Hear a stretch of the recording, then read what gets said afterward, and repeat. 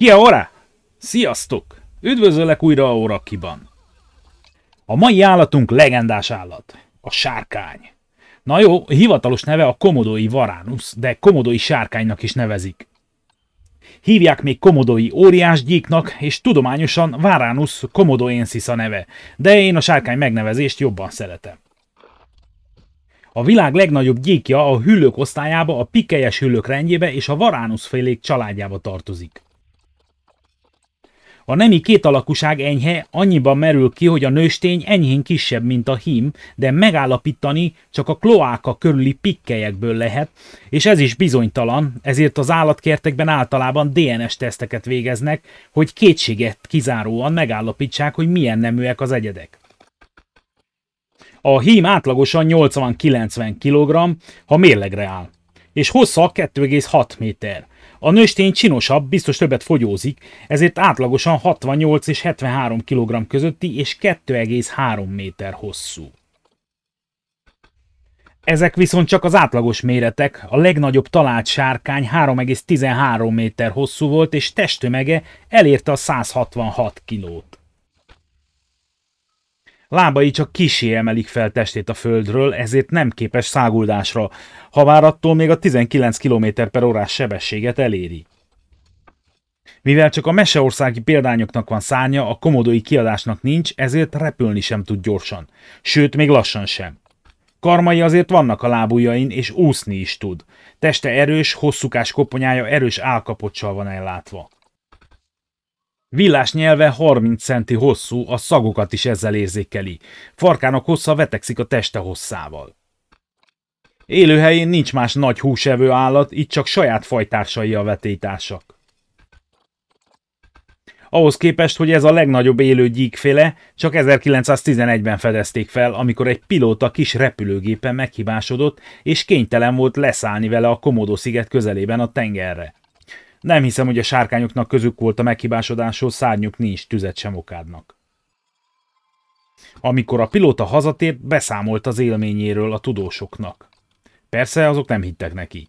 Pedig ha tudták volna, hogy nem is a pilóta fedezte fel elsőnek, hanem a benszülöttek, akik már régóta ismerettségben álltak a sárkányokkal. Na de emiatt csak 1912-ben írták le a tudomány számára az európai zoológusok. 2009-ben Ausztráliában találtak olyan állatmaradványt, amely hasonló volt a komodói sárkányhoz, csak nagyobb méretben. Ez a Megalania nem, és azt mondják, hogy a komodói sárkány őse. Becslések szerint valamikor a pleisztocén-kor végén halt ki, mintegy 40 000 éve, és 2-3-szor nagyobb volt a komodói sárkánynál. Ugyanakkor Ausztrália és Flores sziget közötti Timor szigeten olyan leleteket találtak, vagy mondjam úgy, hogy leleteket leltek, amelyek méretben a mostani sárkány és a Megalania közöttiek. Ezek miatt úgy gondolják, hogy a komodói sárkány Ausztráliából származik. A Flores sziget Jávától keletre helyezkedik el, és Indonézia egyik legfontosabb szigete, a Kis-Szunda szigetek része. A Kis-Szunda szigetek számos szigetből állnak, amelyek nagyobb része Indonéziához, másik része Kelet-Timorhoz tartozik. Ezeken a szigeteken különleges fajok élnek, és például az itt élő 273 madárfaj közül 17 endemikus faj, vagyis a Földön kizárólag ezen a kis területen él. A terület endemikus emlősei a Nyctophilus heran denevérfaj, a lomboki repülőkutya, a veszélyeztetett komodói patkány és a kihalófélben lévő floresi pézsmacickány. A komodói sárkányok is kizárólag itt élnek, de nem csak a Komodó-szigeten, hanem a Kis-Szundához tartozó néhány környező szigeten, mint Rinca, Gilimotang, Gilidasami és a Flores sziget nyugati részén. Padar szigetén is élt egy populáció, de az 1980-as években gyakorlatilag éhen halt. Tehát napjainkban összesen 5 szigeten élnek.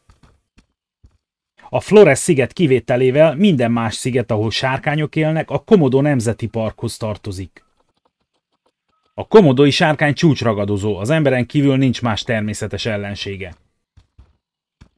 Kitűnő a szaglása, amit ugye a nyelvével érzékel, és már messziről 4 kilométerről is megérzi a táplálék a szagát. Látása és hallása viszont nem annyira jó. Azt mondják, élő nagyvadat, vagyis szarvast, disznót, majmot és a többi ritkán tud elejteni, de a dökhúst szereti. azon kívül inkább kisebb állatokkal táplálkozik. Bogarakat, hernyókat és más rovarokat, kisebb állatokat, tojásokat eszik, de még a saját utódaival szemben is követel kanibalizmust. Amúgy a párzáson kívül magányos állat, de a dökhúsra csoportosan járnak. A rágással nem törődnek, nincs is alkalmas foguk ilyesmire, egyben nyelik le azt, amit megkaparintanak. Húst, csontot és még a koponyát is. Sok benne a kálcium. 60 éles foga van, amiket a húscafatok tépésére használ. Mivel nem kerüli a csontot, hanem azt is megeszi, ezért a fogai kitörhetnek, viszont ezek helyére új fogak nőnek. Egy komodói sárkánynak 5-ször cserélődik le a foga élete során. Amúgy, amit elkap, megeszi, így több esetben emberáldozatról is terjedtek hírek. Ez nem mese. A sárkányok általában kerülik az embert, de 1974 és 2012 között feljegyeztek 24 támadást, amelynek néhány halálos áldozata is volt. Ezek többnyire a Nemzeti Park környékén élő helybéliek voltak. A harapás a végzetes minden állat számára, mert hiába menekül el egy állat a harapás után is, pár napon belül elpusztul attól, és a sárkány ezt kivárja, ilyenkor sokszor türelmesen követi áldozatát. Pedig azt mondták, nagyvadat ritkán tud elejteni, de ahhoz, hogy nagyobb testű dögöt találjon, valaminek el kell ejteni azt. És mivel nincs más vetélytársa, ez azt jelenti, hogy mégiscsak vadászik nagyvadra, csak nem a megszokott módszerekkel. Sokáig úgy gondolták, hogy a sárkány szájában található, a harapással átvitt kórokozók terjednek el annyira az áldozatában, hogy az néhány napon belül vérmérgezés miatt pusztul el. De az újabb kutatások kizárják ezt, és a szájában található méregmirigyeknek tulajdonítják a halálokát.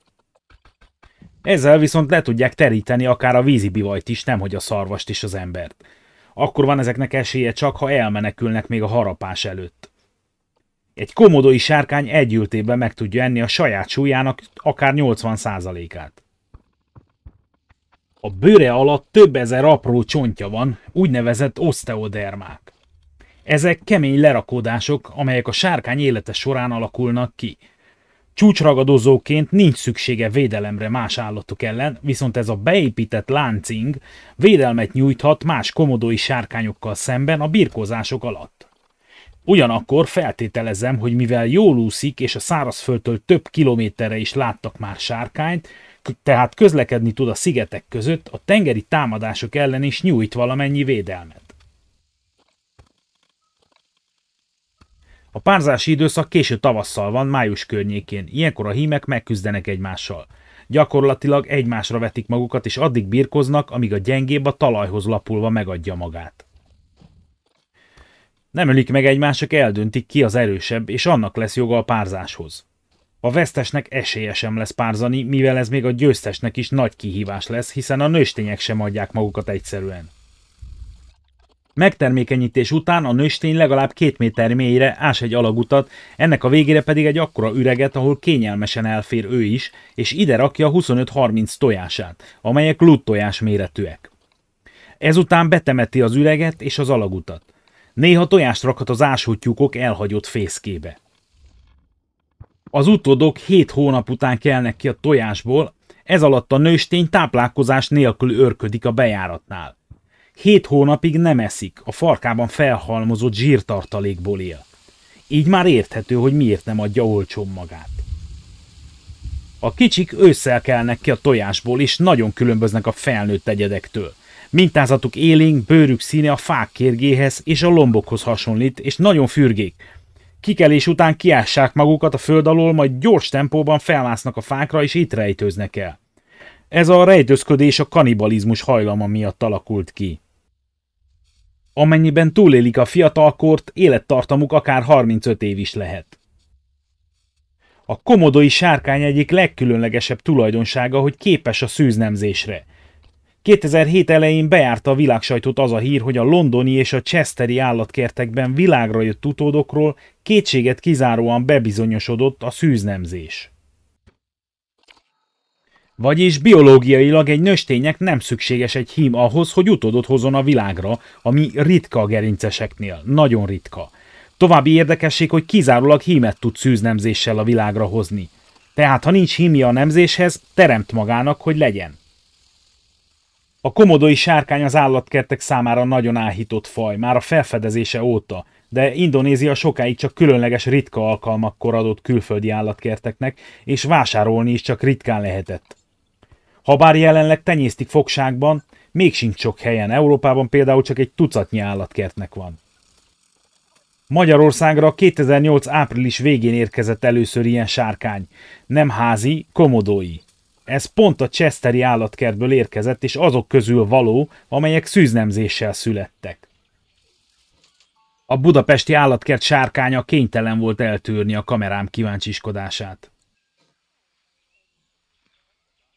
A Nyíregyházi Állatparkba 2010. februárjában egyenesen Indonézia fővárosából, a dzsakartai állatkertből érkezett egy pár egy hosszú távú együttműködési megállapodás keretében. A Nyíregyházi Állatkert párja is komoly lazulás közepette tűrte a forgatást.